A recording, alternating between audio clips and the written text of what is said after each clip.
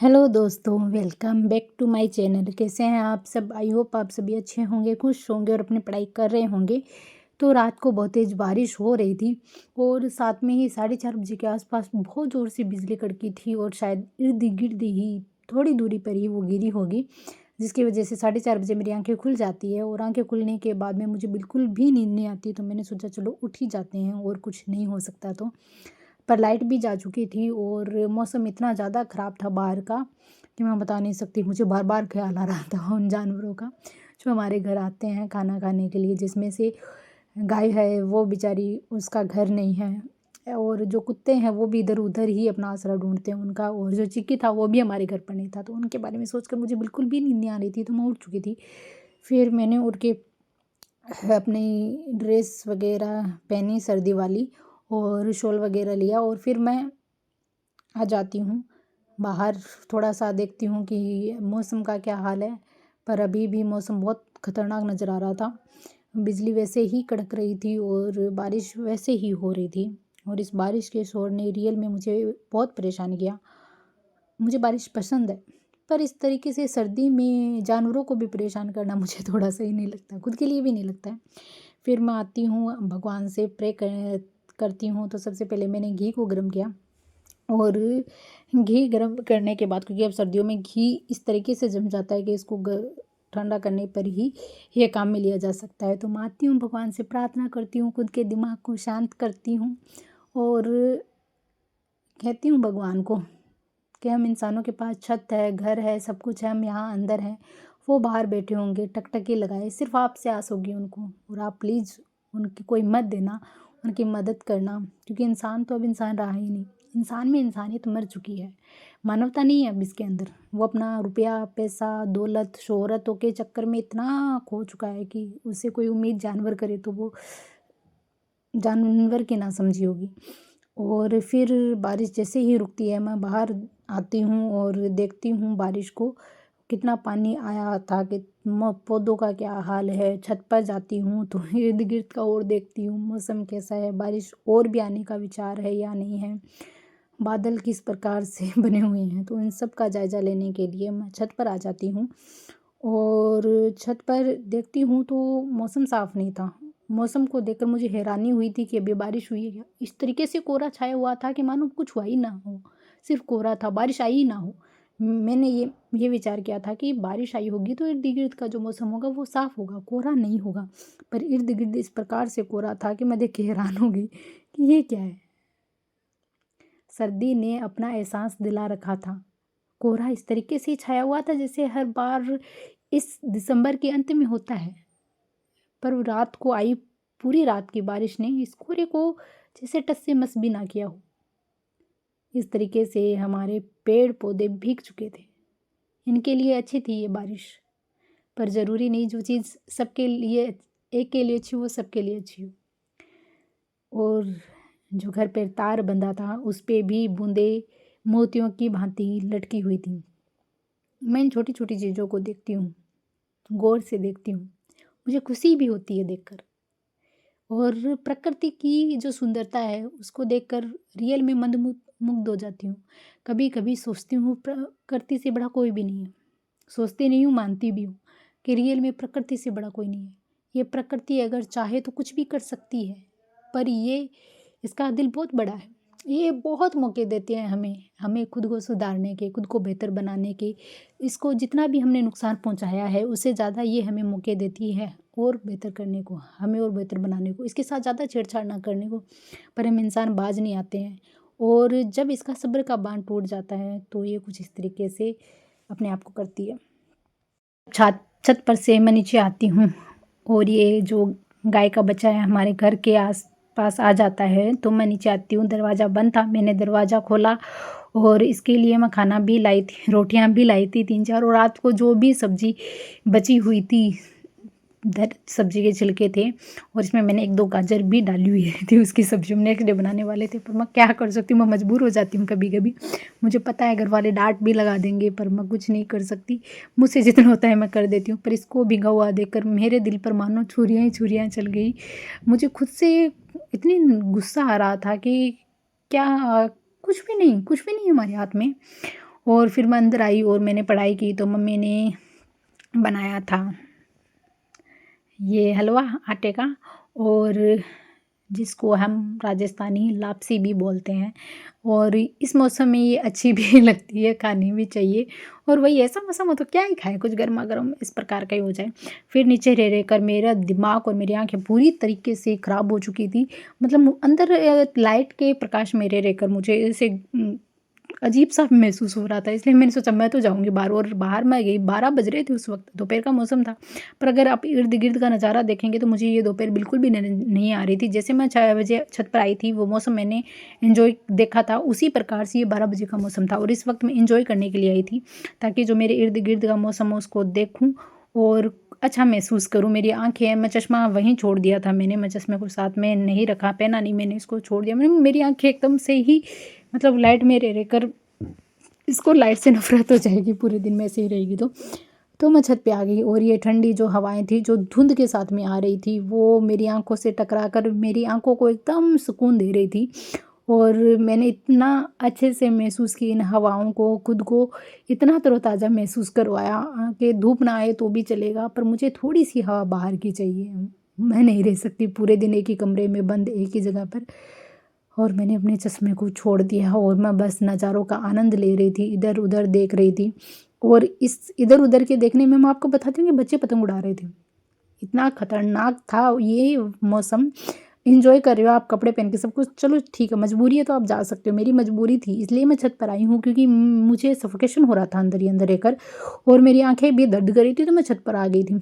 पर मैं बच्चों का बताती हूँ, उनको पता है कि हमारी 25 दिसंबर से छुट्टी हुई है और शायद 5 जनवरी तक ही होगी, कुछ मैक्सिमम 10 छुट्टियाँ। वो नहीं चाहते थे अपनी इन 10 छुट्टियों को यूं ही बर्बाद कर दिया जाए रजाई में रहकर, अंदर रहकर, क्योंकि सर्दी तो इसी वक्त ज़्यादा पड़ने वाली है और सर्दी की वजह से इनकी छुट्टियाँ हुई है। पर वो मौका नहीं गंवाना चाहते थे पतंग उड़ाने का, तो इसीलिए उन्होंने, मैंने काउंट किया कितनी पतंग उड़ रही है, पर रियल में बताऊँ 10 से 12 पतंगें उड़ रही थी। और मुझे पता ही है वही बच्चे उड़ा रहे हैं, जो कोई 6 में होगा, कोई 7th में होगा, कोई 8th में होगा, कोई 9th में होगा, बस इससे ज़्यादा उम्र के बच्चे भी नहीं थे। और इन बच्चों के पतंगों को देखकर मुझे बहुत अच्छा लगा। मैंने बोला इनसे सीखा जाए, वक्त कैसा भी हो, मौसम कैसा भी हो, चीज़ें कैसी भी हो, हमें जो हमें करना है वो हमें करना ही चाहिए। और इनसे मैं मोटिवेट हो गई उसी वक्त। फिर मैंने अपने भाई को भी बुलाया, मैंने बोला इधर आ, क्या नीचे बैठा हुआ है रजाई में, और देख इन बच्चों को किस प्रकार से ये इस सर्दी में भी पतंग उड़ाकर अपने दिमाग को शांत कर रहे हैं, इंजॉय कर रहे हैं इस माहौल में। और इनको पता है यही वक्त है हमारे लिए। मुझे देख के बहुत अच्छा लगा इनकी पतंगबाजी को। और अदरवाइज़ धूप होती है तब तो ये उड़ाती हैं, पर मुझे भी पता है ये भी परमिशन लेके आए होंगे अपने पेरेंट्स से कि बस एक पतंग आधा घंटा, बस आधे घंटे में आते हैं। और उन्होंने अपने दिन में से वो अपने लिए एंजॉय का वो 10 घंटा निकाला होगा। मैं ये भी जानती हूँ कि नीचे जब ये बैठे होंगे रजाई में, इर्द गिर्द पढ़ाई नहीं की होगी इन्होंने, पर एंजॉय तो किया इन्होंने 10 मिनट, आधा घंटा ही सही, घर वालों से परमिशन लेके ही सही, या कोई बिना परमिशन के ही सही, पर इन्होंने जो वक्त एंजॉय किया वो। फिर मैंने भी ठान लिया भाई, कैसा भी मौसम हो, कैसी भी चीज़ें हो, सिचुएशन कैसी भी हो, मुझे भी आज खुद को थोड़ा सा तो बाल वगैरह बना के रखो। अदरवाइज़ मैं रात को सोते वक्त बाल बनाती हूँ और मेरे बाल ऐसे ही रहते हैं। आप लोगों ने देखा होगा कई बार, मैं बहुत ही अजीब सी रहती हूँ। मेरे को अच्छे से तैयार होना बहुत ही कम पसंद है। सर्दी के मौसम में तो बिल्कुल भी मेरे को अच्छा भी नहीं लगता है। मैं रात को सोते वक्त बाल बनाती हूँ, रबर डाला और फिर सो जाती हूँ। तो इस प्रकार से मैंने खुद को आज निहारा, मेरे को रियल में बहुत अच्छा लगा। उसके बाद में मैंने सोचा चलो आज का दिन अच्छा तो नहीं है, मुझे पता है, पर पढ़ाई तो करनी ही होगी। तो फिर मैंने पढ़ाई शुरू की और इसके अंदर मैंने नदियों को पढ़ा। और नदियों का टॉपिक ख़त्म करने के बाद में जो NIOS के नोट्स थे, उन NIOS के नोट्स को पढ़ा। जो आंकड़े के आगे वाला जो टॉपिक था, जिसमें माध्यिक आती है, माध्य आते हैं, बहुलक आता है, वो वाला चैप्टर था। और ये चैप्टर ख़त्म हो चुका है। आगे वाला जो चैप्टर है वो नया चैप्टर स्टार्ट होगा। उसके बाद में जो बांध वाला टॉपिक था ज्योग्राफी में पढ़ना, तो बांध वाले टॉपिक के लिए मैंने देखा तो मेरी जो टॉपर नोट्स वाली बुक थी उसमें तो कुछ था नहीं। तो मैंने सोचा ये धिंदवाल पब्लिकेशन की जो बुक है उसके अंदर बांध दे रखी है, सिंचाई परियोजनाएं दे रखी है, चलो इसमें से पढ़ते हैं। और मैं इस पेज को काउंट ही कर रही थी कि कितने पेज, और आज मैं कितने पेज पढ़ पाऊंगी। मैं सोच रही थी कि पूरा ही कर दूँ आज, पर रियल में ऐसा नहीं हो सकता है।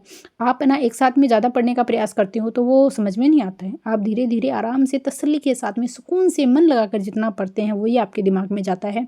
और आप ज़रूर ऐसा कर सकते हो कि आज मैं आधी किताब पढ़ लूँ, पूरी किताब पढ़ लूँ, एक चैप्टर पढ़ लूँ, पर आनंद नहीं आएगा उसमें।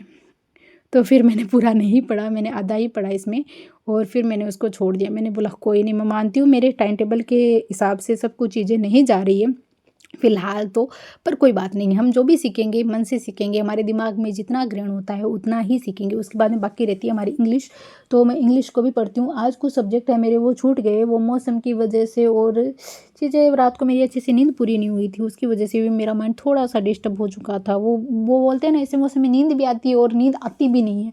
मतलब रात को तो मुझे नींद आई नहीं और दिन में मुझे नींद आ रही थी, तो मेरा सोने का मन नहीं कर रहा था, पता नहीं क्यों।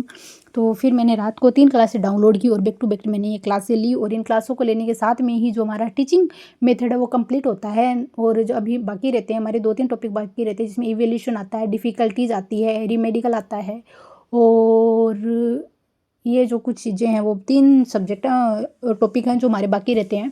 और इन तीनों टॉपिक में ही मुझे पता है ये छोटे-छोटे टॉपिक हैं, अगर हम करेंगे तो भी 3 दिन में ये हो जाएगा। करंट अफेयर ज़रूर मैंने सुबह पढ़ा था, क्वेश्चन भी मैंने पढ़े थे, पर 1-2 सब्जेक्ट थे जो हमारे रह गए। प्रजामंडल मैं नहीं पढ़ पाई, मतलब हिस्ट्री वाला जो मैटर है वो रह चुका था। पॉलिटी भी मैं नहीं कर पाई थी, अजीब-सा दिन था आज, पर कोई बात नहीं, हर दिन एक जैसा भी नहीं होता है। पर कल जो मैंने इस दिन के जाने के बाद में मैंने डिसाइड किया कि आगे वाला दिन ज़रूर हम प्रोडक्टिव करने का प्रयास करेंगे, कुछ और बेहतर करने का प्रयास करेंगे। सुबह ज़रूर मैं 4 बजे उठ गई थी, पर ये दिन उस प्रकार से नहीं गया जैसे अदर दिन मैं 4 बजे उठकर अपने डे को 12 बजे तक प्रोडक्टिव कर लेती हूँ। ये बिल्कुल भी प्रोडक्टिव नहीं गया था, मूड ज़रूर गई थी बस। नींद मेरी ज़रूर जितनी होती है 6 घंटे की नींद हुई थी, पर पढ़ाई अच्छे से नहीं हो पाई। और मैंने सिर्फ मौसम को, फिर एक ही ऑप्शन था मेरे को एंजॉय करना, तो मैंने खुद को टाइम दिया, मौसम को एंजॉय किया, गाने सुने, अदर जो चीज़ कर सकती थी वो किए। आई होप आज का वीडियो आप लोगों को पसंद आया होगा। अगर पसंद आए तो प्लीज़ चैनल को सब्सक्राइब करना, वीडियो को लाइक करना, अपने दोस्तों के साथ में शेयर करना।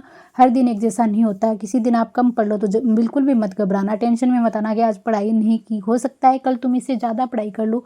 और हर दिन हर एक जैसा बिल्कुल भी नहीं होता है, हमारा माइंड सेट पे एक जैसा नहीं होता है, हमारा उठना सोना एक जैसा नहीं होता है, हमारी सेहत एक जैसी नहीं होती है। तो हर दिन अलग होगा ये मानकर ही चलना होगा, पर उस अलग में भी ये नहीं है कि आप एकदम से ही अलग हो जाओ, वो भी नहीं है। हाँ, पढ़ाई आप करो, जितनी इच्छा हो उतनी करो। कभी कभी हो सकता है हफ्ते में एक दिन ऐसा चला जाए कि 6 घंटे पढ़ाई ना हो, 4 घंटे ही हो, कोई बात नहीं, वो 4 घंटे भी बहुत है। तुमने पढ़ा है, खुद को समझा है, बहुत सी चीज़ें सीखी भी होगी, जानी भी होगी। एक दिन ऐसा भी होना चाहिए जब तुम खुद से बातें करो, खुद को निहारो, खुद को देखो, खुद को ख्याल रखो, खुद को, मौसम को एंजॉय करो, कुछ और चीज़ों के बारे में सोचो, ऐसा भी हो सकता है। हर दिन को अपने आप को बेहतर करने का प्रयास में रहो और हम कर लेंगे, ये विश्वास रखो। एग्ज़ाम जब पास में आता है घबराहट ज़्यादा होती है, ये मैं जानती हूँ, मैंने खुद भी लड़ा है इन वक्त से, इन घबराहटों से। अभी तक मैं नौकरी लगी नहीं हूँ, तो मुझे ज़्यादा भी टेंशन रहती है कि यार तुम लोग तो मुझसे छोटे हो अभी बहुत ज़्यादा, जो भी वीडियोस देखते हैं मेरे। तो मैं मानती हूँ कि तुम अपने सही वक्त पर हो। मेरी गाड़ी ज़रूर लेट थी, फिर भी मैं डिमोटिवेटेड नहीं हूँ कि मेरी गाड़ी लेट है और मैं पहुँची नहीं उस मार्ग पे, उस मंजिल पे जहाँ तुम मुझसे बहुत कम उम्र में पहुँच चुके हो या पहुँच जाओगे।